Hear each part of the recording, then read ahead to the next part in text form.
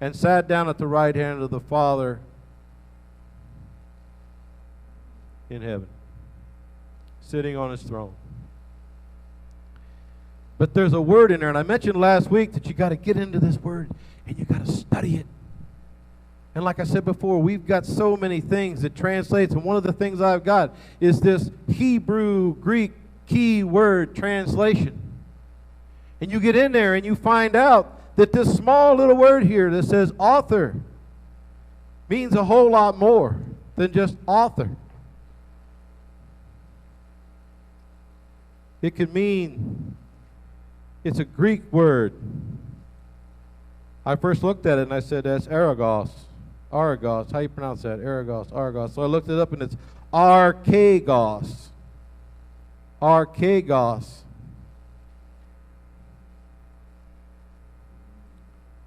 And it means trailblazer. Wow. Trailblazer. There it is. Another vision that God gave me was this maritime captain of the ship type thing. And it says it means captain. It means author. It means captain. It means pioneer, trailblazer. It means founder. Christ is that captain. And if you think of this body as a vessel, and we're born into this world, this is our ship that gets us around. And we are brought up to be the captain of our own ship. You teach your kids to take control of your own life. And we look through that windshield of life into that world with these eyes. And to the natural body, we crave things and we want things. And there is a compass that the world, a standard of maps and compass of how to run your life and how to live your life by the worldly view, the worldly way. But then Christ comes along and comes into our life. And we're sitting in the captain's chair of our life. We're in control. Christ, the aragos. It's really big in maritime areas around the world, this type of teaching, because it actually says that Christ, the captain of the ship, when the ship is in peril and it's stuck on the rocks and it's getting ready to be broken up and smashed on the rocks in the middle of the night and the sea is foaming, Christ is the one, the aragos, who ties the rope around his waist and jumps over the side and forges through the sea in the night and gets to the rocks and goes up through the velvet of the night and climbs up and ties the rope off. And then waves to the guys out there in the boat, come on. The lifeline is there. They still have to jump in. They still have to forge the same seas that he forged.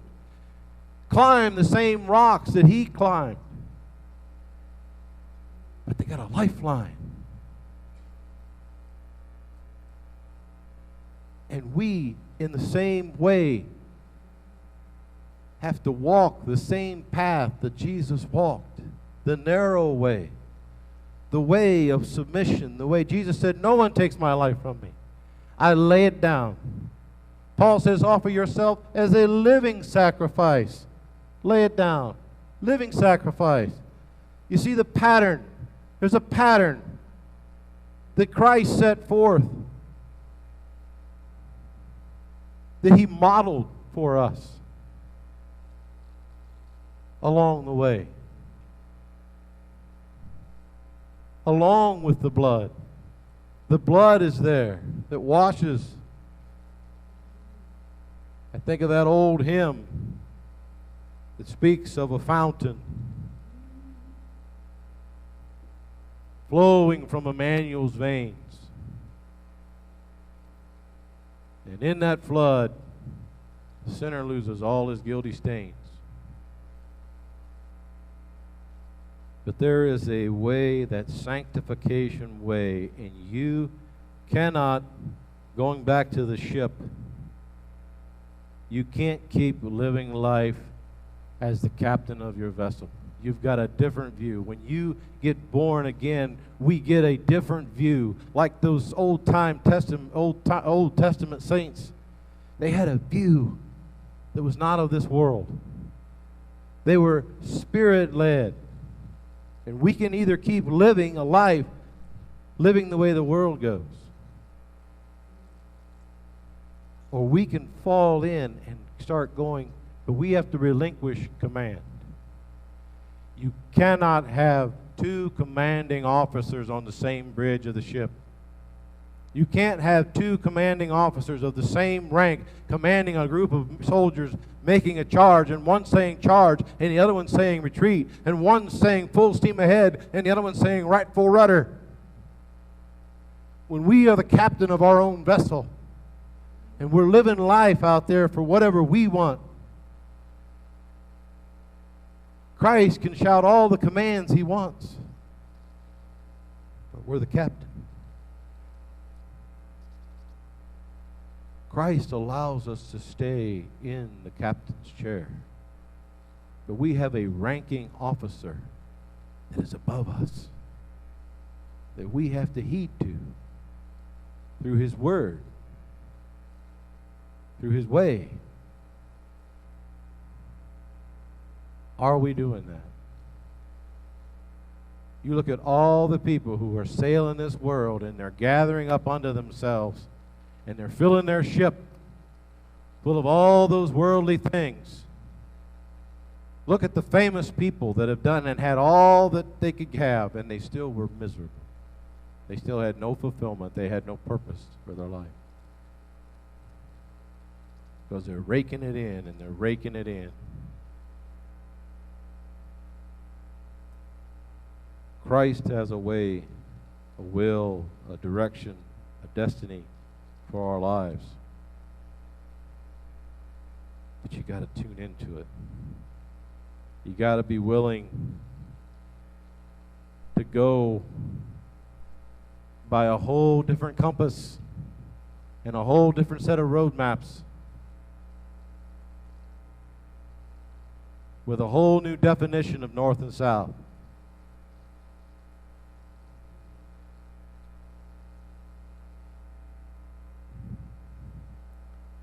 I'm out of time. One of the things I did want to talk about, and I'm just going to go into it real quick, is that faith, Peter talks about faith, and he says that faith is likened to that of gold. That gold has to be purified. It has to be fired to remove the impurities from it. Gold in its raw form a lot of times looks just like this. This was a rock floating in my creek this morning. But a lot of times to the guy with a trained eye, you can see trace minerals, you can see iron, and you can see copper, and you can see other minerals in there, and you might even see some little gold flecks. And the Egyptians used to have a great way of doing this. They'd take this and they'd crush it. And they'd put it in clay jars and they'd fire it. And those metals would melt and float down to the bottom. And they'd dump that out. And then they'd put more gold, take the gold, and they'd fire it again. And as they would fire it, being the fact that gold is so heavy, has weight to it. Notice the connection. Weight, faith, weight. That gold stayed at the bottom. And just like oil floats on water, all those other metals float to the top. And the smelter would scrape it off. And he keeps doing that and doing that and doing that. And he knows he has pure gold when he can look in and see his own reflection. Christ wants us to walk this trail. And it's not an easy trail. James says that the testing of your faith. I know I'm pressing for time here.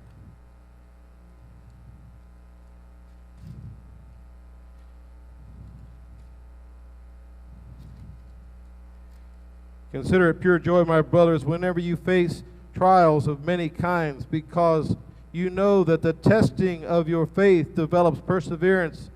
Perseverance must finish its work so that you may be mature and complete, not lacking in anything. Christ knows he has pure gold, and he can look down from heaven, and he can see his own reflection in our lives. And then we, at the same time, are the light of the world. And we reflect that light to the world. But we can't reflect no light if we're still just the same old self. We're still living for self. One of the things that I know in my life, that I know that I'm doing something worldly, something that I hunger for, is because, number one, I'm willing to invest all kinds of money and all kinds of time to get it. Number two, when you get it, it never satisfies. Hours, days after you get it, you're ready to go get it again.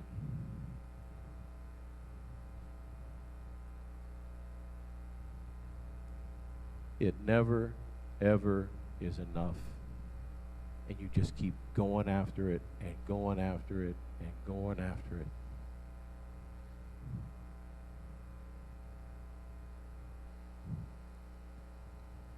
I'm out of time. I had more examples, but I guess the last one I would leave you with is Proverbs 21:2 says, God ponders the heart. Imagine God pondering your heart. He knows you better than you know yourself. He knows me better than I know. What's he see? What's he see? Does he see a life living for him? Does he see words written in your heart that are his words, or does he words that are from your favorite songs, your favorite movies, your favorite things that you do? Does he see a life that's living for him, or does he see a life that's living for self?